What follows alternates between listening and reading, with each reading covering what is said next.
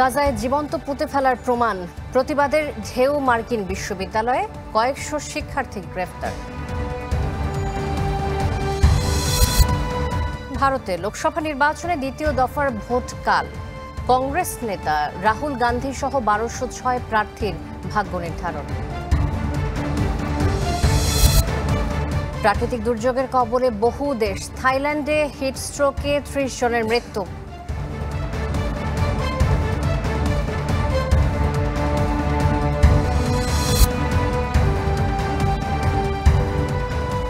আমন্ত্রণ world news টুডেতে, আপনাদের সাথে আছি আমি শান্তা শার্লিন।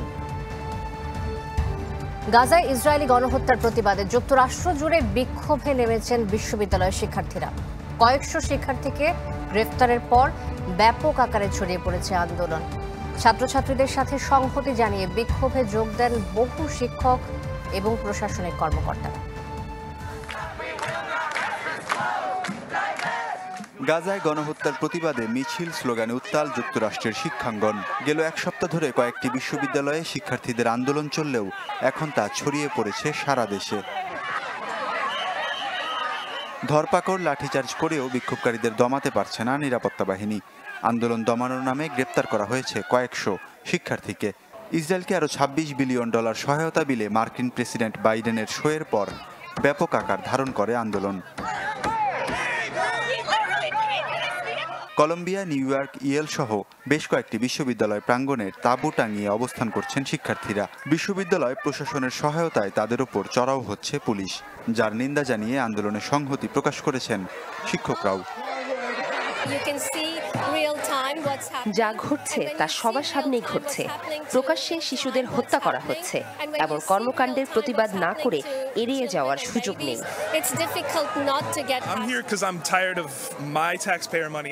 আমার অনেক কষ্টে উপার্জিত অর্থ থেকে সরকারকে কর দিই, কিন্তু সেই করের অর্থ দিয়ে নিরীহ মানুষদের হত্যা করা হচ্ছে। কেউ তাদের পাশে দাঁড়াচ্ছে না। আন্দোলনরত শিক্ষার্থীদের বিরুদ্ধে ইহুদি বিদ্বেষের অভিযোগ এনেছে ইসরায়েলপন্থীরা।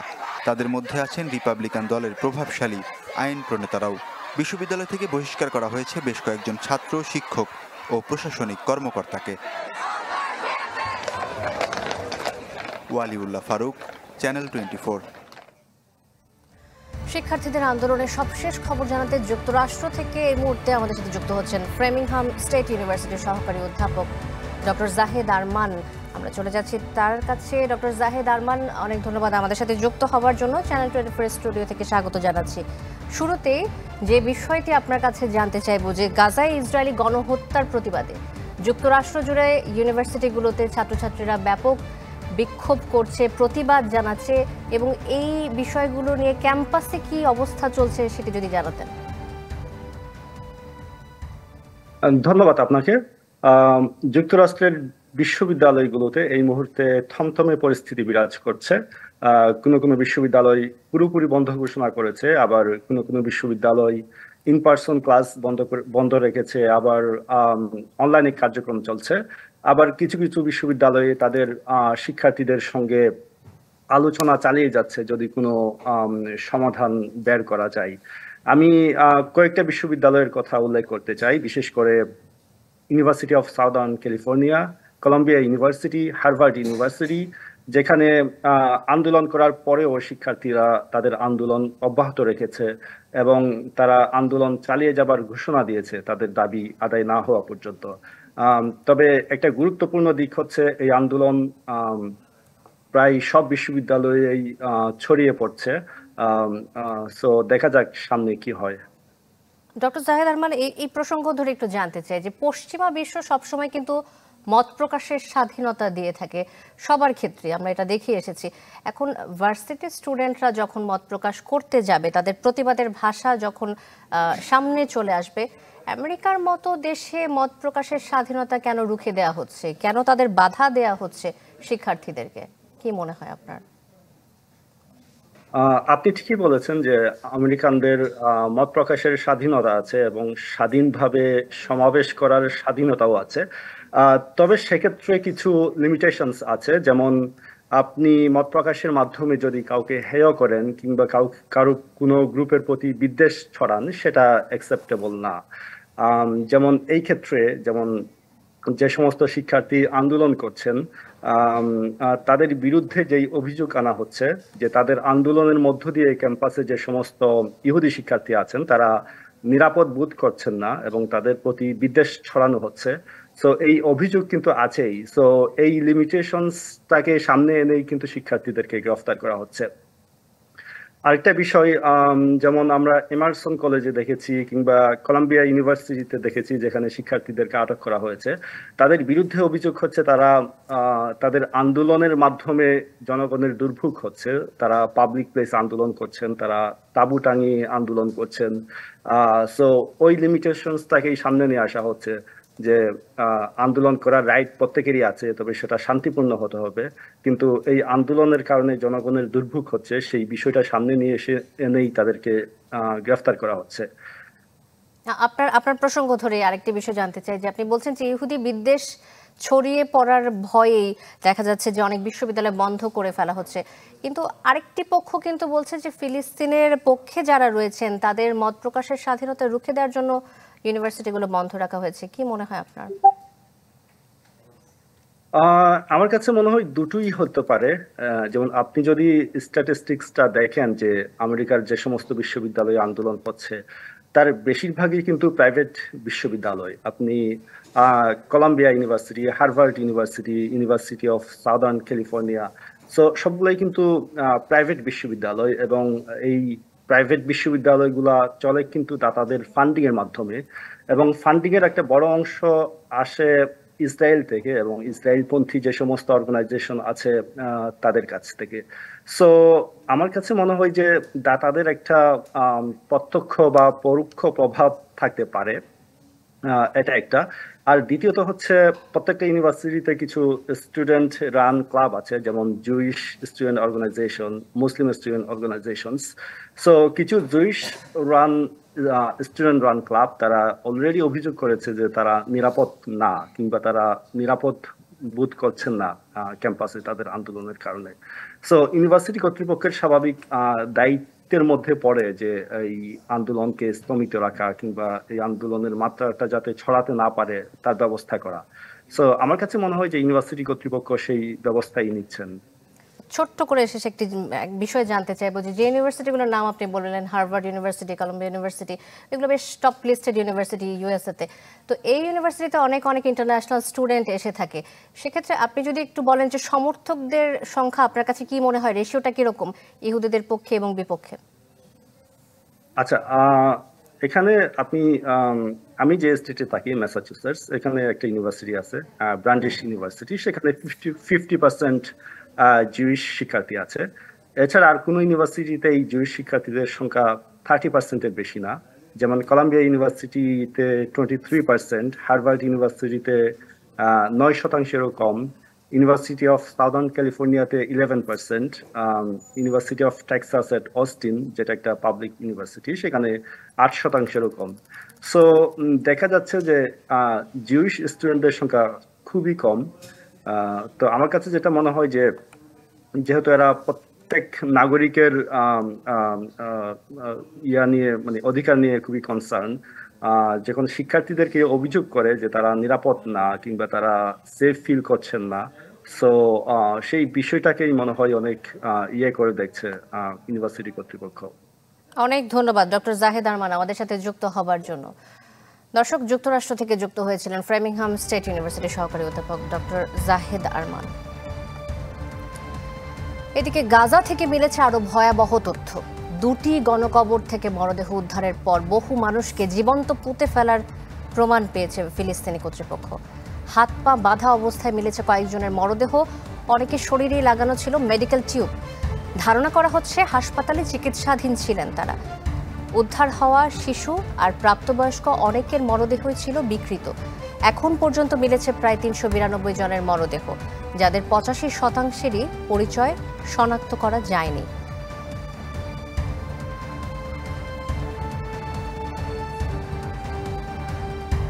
ওয়ার্ল্ড নিউজ টুডেতে নিচ্ছে একটা বিরতি, ফিরে আসছে একটু পর, সাথেই থাকুন।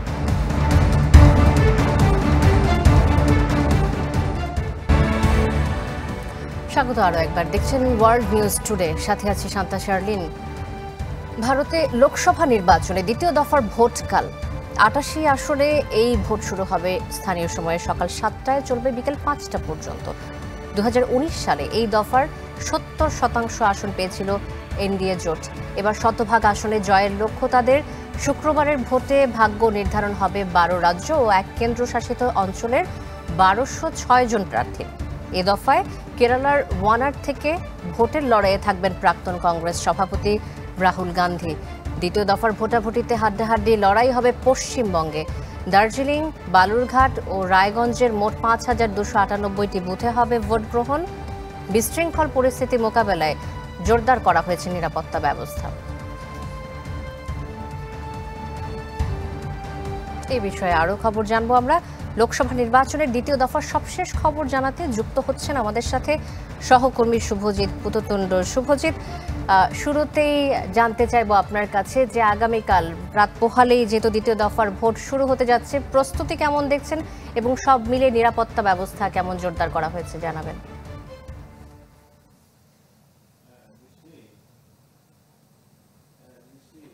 দেখুন, প্রথমেই নিরাপত্তার কথা বলবো। আপনি যদি দেখেন যে ৮৮ কেন্দ্রে নির্বাচন চলছে, কারণ মধ্যপ্রদেশের একটি কেন্দ্রে নির্বাচন আপাতত স্থগিত করা হয়েছে, যেখানে প্রার্থী নিহতর কারণে সেখানে নির্বাচন কমিশন নির্বাচন বাতিল করেছেন। এবং যে ৮৮ কেন্দ্রে নির্বাচন চলছে তার মধ্যে ৫৫% আসনেই কিন্তু লাল সতর্কতাযুক্ত আসন, কারণ এই আসনগুলোর যে ক্যান্ডিডেট যারা প্রার্থী রয়েছে তাদের বিরুদ্ধে ৩ বা তার বেশি ফৌজদারি অপরাধ রয়েছে। অর্থাৎ বুঝতেই পারছেন যে ৫০% বেশি আসন যখন ফৌজদারি অপরাধযুক্ত, সেই আসনগুলোতে কিন্তু নিরাপত্তা অনেক বেশি জোরদার করা হয়েছে। এবং এর মধ্যে যদি আপনি দেখেন প্রায় ৫০% বেশি আসন, সেগুলো কিন্তু অতিরিক্ত সতর্কতা নেওয়ার কথা বলেছে নির্বাচন কমিশন, যার ফলে যে একেবারে কেন্দ্রীয় বাহিনী এবং রাজ্য পুলিশের একটা ছয়লাভ যে ভূমিকা, সেটা কিন্তু আগামীকাল ভোট কেন্দ্র এবং ভোট কেন্দ্রের আশেপাশে সেটা দেখার আশা করা যাচ্ছে। এই মুহূর্তে যদি আপনি দেখেন দার্জিলিং কেন্দ্রে আমরা রয়েছে, সেখানে কিন্তু দেখতে পাচ্ছি একেবারে ত্রিস্তরীয় নিরাপত্তা বলে সেটা তৈরি করা হয়েছে। তো বুথের ১০০ মিটার আগে থেকে যে নিরাপত্তা সেটা কিন্তু টানা করা হচ্ছে। এবং সব মিলে বলা হচ্ছে বিজেপি বুথ ভিত্তিক যে ভোটের সংখ্যা সেটা বাড়ানোর জন্য বিজেপি প্রবলভাবে ঝাঁপাতে চলেছে। ফলে সমস্ত কেন্দ্রগুলোতেই সেখানে অপোনেন্ট যে দলগুলো তারাও কিন্তু একটা জোরদার লড়াই দেবে বলে এখনো পর্যন্ত মনে করা হচ্ছে। পশ্চিমবঙ্গের ক্ষেত্রে যদি স্পেসিফিক বলেন, সেখানে বেশ কিছু বুথ অর্থাৎ পশ্চিমবঙ্গের সমতলের বালুরঘাট এবং রায়গঞ্জ দুটি আসনে কিন্তু একটা যে হাড্ডাহাড্ডি লড়াই বা তার সঙ্গে সঙ্গে সেখানে যেটা অশান্তির আশঙ্কা সেটাও কিন্তু করা হচ্ছে। আমাদের সাথে এই মুহূর্তে দার্জিলিং কেন্দ্র থেকে রয়েছে দার্জিলিং এর খুব সিনিয়র জার্নালিস্ট একজন মিলন ছেত্রী। দার্জিলিং এর সবচেয়ে বেশি বলার কথা যে এই আসনটি কিন্তু বিগত ২০০৯ সালের পর থেকে যদি আপনি দেখেন, এখানে বিজেপির সবচেয়ে বেশি হাড্ডাহাড্ডি লড়াইয়ের মুখোমুখি সম্মুখীন হতে চলেছে আগামীকাল। এবং এখানে বলা হচ্ছে যে এখানে বিজেপি হারিয়ে গেলেও হেরে যেতে পারে। মিলন দা, এখানকার পরিস্থিতি কি হতে পারে? শুভ, তো দেখো, তুমি যেটা জানতে চাচ্ছ দার্জিলিং এর পরিস্থিতি, দার্জিলিং এর বিগত ৩টা নির্বাচন যদি তুমি দেখো লোকসভার, সেই পরিসংখ্যানে যদি দেখো তাহলে বিজেপি এগিয়ে রয়েছে। আর যদি বর্তমান পরিস্থিতিতে বলো, সেই জায়গাটায় হাড্ডাহাড্ডি লড়াইয়ের একটা সম্ভাবনা রয়েছে। কেন, ভোট দিবে ভোটার বা জনগণ। সুতরাং তুমি স্পেকুলেশন বা প্রেডিকশন করে সেটাকে কোনোভাবে রং চড়ানোর কোনো কাম্য নয়, সাংবাদিকতার কাম্য নয়। তবে পরিসংখ্যানের হিসাবে বলছে ৩বারের এগিয়ে যাওয়া বিজেপি। আর সাথে সাথে তোমার উত্তরবঙ্গের যে ৩টা সিট কালকে ভোট হচ্ছে, সেখানে 3টা সিটেই বিজেপি বিগতবারের জয়ী।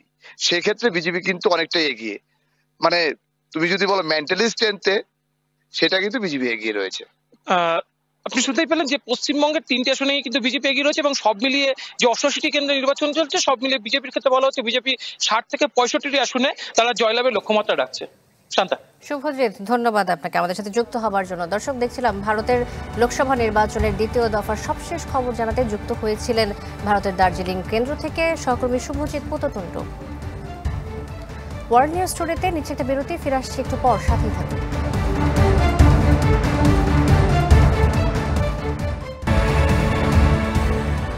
স্বাগত আরও একবার, দেখছেন ওয়ার্ল্ড নিউজ টুডে। তীব্র তাপদাহে বিপর্যস্ত থাইল্যান্ড। চলতি বছর তাপদাহে দেশটিতে হিট স্ট্রোকে কমপক্ষে ৩০ জনের প্রাণহানি ঘটেছে। থাই স্বাস্থ্য মন্ত্রণালয় বলছে যে গেল ১ জানুয়ারি থেকে ১৭ এপ্রিল পর্যন্ত হিট স্ট্রোকে মারা গেছে ৩০ জন। তীব্র তাপদাহে রাজধানী ব্যাংককে জারি করা হয়েছে সতর্কতা। তাপমাত্রা ৫২ ডিগ্রি সেলসিয়াস ছাড়িয়ে যেতে পারে বলে পূর্বাভাস দিয়েছে দেশটির আবহাওয়া অধিদপ্তর। বয়স্ক এবং শিশুদের বাড়িতে অবস্থানের আহ্বান জানিয়েছে স্বাস্থ্য কর্মকর্তারা। মানুষের বাসযোগ্য একমাত্র গ্রহ পৃথিবী। মানুষের বেঁচে থাকার তাগিদেই কর্ষিত হচ্ছে প্রতিনিয়ত। তবে ক্রমবর্ধমানভাবে প্রকৃতির অপব্যবহার পৃথিবীকে নিয়ে যাচ্ছে ধ্বংসের দ্বারপ্রান্তে। বিষয়টি কিন্তু ভয়াবহ। এবছর জলবায়ুর পরিবর্তনের কারণে তাপমাত্রার অস্বাভাবিক বৃদ্ধিতে বিশ্বের বিভিন্ন দেশেই হচ্ছে প্রাকৃতিক দুর্যোগ। এতে প্রাণহানির পাশাপাশি বিপর্যস্ত হচ্ছে জনজীবন। পৃথিবীর এক প্রান্তে যখন অসহ্য গরম, খরা, ঘূর্ণিঝড়, অন্য প্রান্তে তখন তীব্র বরফ আর তুষারপাতে স্থবির জনজীবন। সাম্প্রতিক সময়ে আবহাওয়ার এমন অস্বাভাবিক আচরণে ঘটছে প্রাকৃতিক দুর্যোগ, বিপর্যস্ত জনজীবন। সাহারা মরুভূমি থেকে আসা ধূলিঝড়ে ছেয়ে গেছে গ্রিসের জনপদ। এর প্রকোপে বেড়েছে স্বাস্থ্য ঝুঁকি। এথেন্স ন্যাশনাল অবজারভেটরি রিসার্চের তথ্য মতে গ্রিসে বছরে প্রায় 5 বার এই ধূলিঝড় হয়। এতে বাতাসে ধূলিকণার ঘনত্ব 10 থেকে 20 গুণ বেড়ে যাওয়ায় নিঃশ্বাস নিতে পারে না মানুষ। এমন আবহাওয়ায় আমি খুব অস্বস্তি অনুভব করছি, যেন এটি আমার স্বাস্থ্যকে আরো প্রভাবিত না করতে পারে। তাই আমি ঘরে বসে নিজেকে সুরক্ষার চেষ্টা করছি। আবহাওয়ার এই বিপর্যয় থেকে রেহাই পায়নি চীনও। দেশটির আবহাওয়া পূর্বাভাস সংস্থা জানিয়েছে বৃহস্পতিবার দক্ষিণ অঞ্চলীয় প্রদেশ গুয়াংডুতে অব্যাহত আছে ভারী বৃষ্টিপাত। তাই অঞ্চলটিতে জারি করা হয়েছে দ্বিতীয় সর্বোচ্চ সতর্কবার্তা। চ্যালেঞ্জ হয়ে দাঁড়িয়েছে বন্যা দুর্গতদের উদ্ধার করা। এদিকে ইউরোপের বিভিন্ন দেশেও বিরাজ করছে অস্বাভাবিক তাপমাত্রা। স্পেনের আবহাওয়া সংস্থা এমিটের এক মুখপাত্র জানিয়েছেন বিশ্বজুড়ে আবহাওয়ার নতুন রেকর্ড তৈরিতে গ্রিনহাউস গ্যাসের পাশাপাশি এল নিনো বায়ুর প্রভাব রয়েছে। ইইউ এর কোপার্নিকাস ক্লাইমেট চেঞ্জ সার্ভিসের তথ্য মতে গেল বছর মার্চের তুলনায় এবছর মার্চে সর্বোচ্চ তাপমাত্রা রেকর্ড করা হয়েছে। এবছর আমাদের কোনো শীতকাল ছিল না। এবছর জানুয়ারি থেকেই তাপমাত্রা প্রচন্ড উষ্ণ ছিল, কার্যত এটি ছিল শীতকাল। ফিনল্যান্ডে আশ্চর্যজনকভাবে নেমেছে শীতকাল। মঙ্গলবার রাজধানী হেলসিঙ্কির আশেপাশে ভারী তুষারপাত হয়। ফিনিশ ব্রডকাস্টার YLE এর দেয়া তথ্য অনুসারে দক্ষিণ ফিনল্যান্ডের বেশিরভাগ অংশ জুড়ে তুষারপাত হয়েছে 20 সেন্টিমিটারের বেশি।